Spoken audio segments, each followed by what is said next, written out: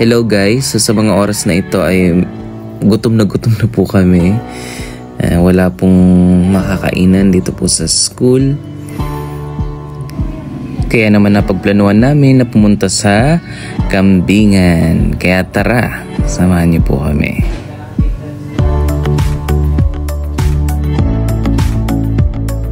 So sa punto nga pong ito ay nakasakay na po kami dito sa kotse ni Sir Christian. So medyo siniksik nga po namin yung mga sarili po namin dito na kahit yung kotse na ito ay para lamang po sa 5 na tao. So kung mapapansin nyo po, kaming nasa loob ng kotse, inapatan na po namin yung nasa likod ni Sir Christian. At yung sa unahan naman ni Sir Christian, dinalawahan na po nila Ma'am Jinky at ni Juliana. So si Juliana po kasi ay mag-e-exam siya sa SPC for her entrance exam. So good luck Juliana. Habang binabibay namin ang kabaan ng kalsadang ito ay meron po kaming nakitang may tabing na trapal. Nakala po nila ay tatayuan na po ng McDonald's. So, pero mas okay sana, maganda sana kung meron na pong McDonald's ang Bula. Bula? Basta yun. Pasensya na kung maingay po kami dito sa loob ng kotse. Pero damang-dama po namin talaga yung init, yung taas ng heat index sa Camarines Sur. So, shoutout Sir Christian habang nagdadrive si Sir Christian. Buti nilang meron po kaming mayaman na co-teacher, si Sir Christian, merong 4 wheels. Mga ilang minuto na lamang po ay atin na pong mararating ang Kambingan sa dalan-dalan. Pero ito po ay branch ng Kambingan dito po sa Gurong-Gurong, yung papunta pong Balatan. So tara, ipapakita po namin sa inyo. Malapit na nga yung pupuntahan po namin ay tila ba meron pa ako napansin dito sa kasamahan po namin na humihina na. Di ko alam kung ito ay dala lamang ng antok o talagang gutom na. So labanan mo lang yan Sir Eric. So malapit na tayo. Ito na nga guys yung Kambingan sa dalan-dalan pero nasa parte ng Gurong-Gurong. So ayan na po yung Kambingan. Yes, ayan po yung kanilang tindahan dito. So sabi nga kay Sir Christian, ipasok niya doon sa parte na yun kasi meron doon na lilim yung lugar ng paparkingan. Medyo kasi dito sa unahan ay mainit talaga. Bumaba na nga po kami guys. At una na agad na pinunta na Sir Eric yung salamin. Tinignan niya yung sarili niya. Shoutout pala sa ating candidate na si Sir Nathan. Siya pala yung magre-represent ng Bula District 3. Good luck sa iyo sir. Full support kami sa iyo sir sa iyong laban. Pumasok na nga po kami at talagang gutom na. So yan po yung mga menu ng nasa Kambingan po. May adobo pero yung pinaka favorite ko talaga dito at binabalik-balikan ko talaga yung adobo po nila. So meron din po silang iba pong mga menu na nakalagay po sa wall nila. Kilala rin po dito yung tinatawag nilang halo-halo sa Kambingan. So ayan, 70 pesos lang po. At meron po silang shake na 80 pesos. So nung pumunta nga po kami dito ay medyo kakaunti lang naman yung customer na kumakain sa puntong yan.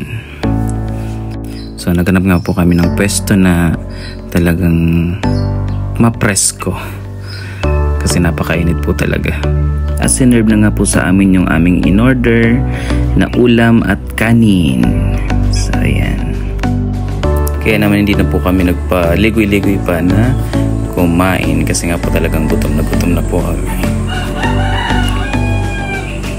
So tara po, kain po tayo. So yan po yung mga in-order po namin. May adobo po. So let's go. At meron naman po ditong tilabay na tulala sa ibinigay sa kanya na sabaw. Ito daw po ay special sabaw sa crew ng kambingan kay Sir Eric.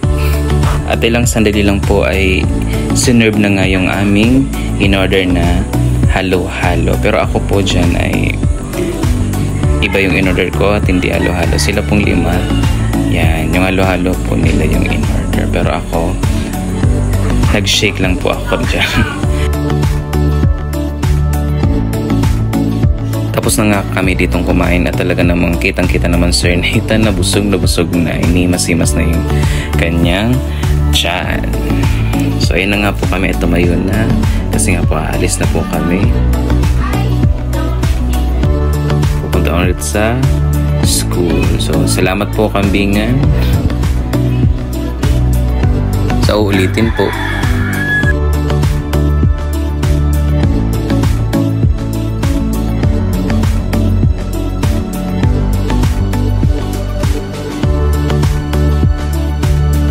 At ayan na nga po guys, nagbabiyay na po kami. Meron naman ulit akong napansin dito sa kasamaan po namin na Sir Eric.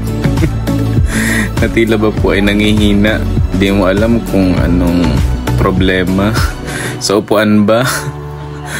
O talaga siyang nahihilo talaga siya. Tawang-tawang na po si Ma'am Jinky sa kanya. Kasi anong posisyon na po yung ginagawa niya para lamang kumalma siya dyan. Kitang-kita sa mga mata ni Sir Eric yung panghihina niya. So alam niyo ba kasi guys, yung kwento niya dito po sa kotse at sa Vista Mall. Gusto niya bang sabihin ko? O ano yung Sir Eric, tila ba naduduwal Sir Eric? Hindi niya talaga alam kung ano yung posisyon niya talaga para kumalma po siya dyan.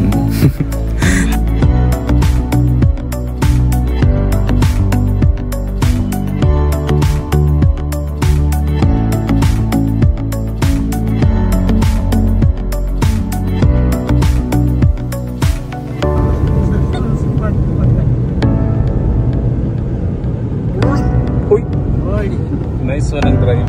Kailangan piling ko ako ang mag-a-adjust. Ikaw po na maayos. Go, go, go. Ano nangyari na? Hindi talagang panabak kita.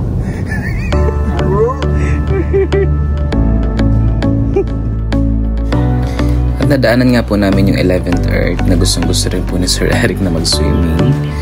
So, yan po, kaso nga po ay talagang mahina si Sir Eric. Hindi na po kami tumigil pa doon. So, yan na nga po ay dito na po kami sa Panoy po yan. Yan. Tataas na po kami dito. At yun nga guys, ay habang nagbabiyahe po kami ay talagang naiidlip na po ako sa kotse ni Sir Christian at lalo pa naka-aircon.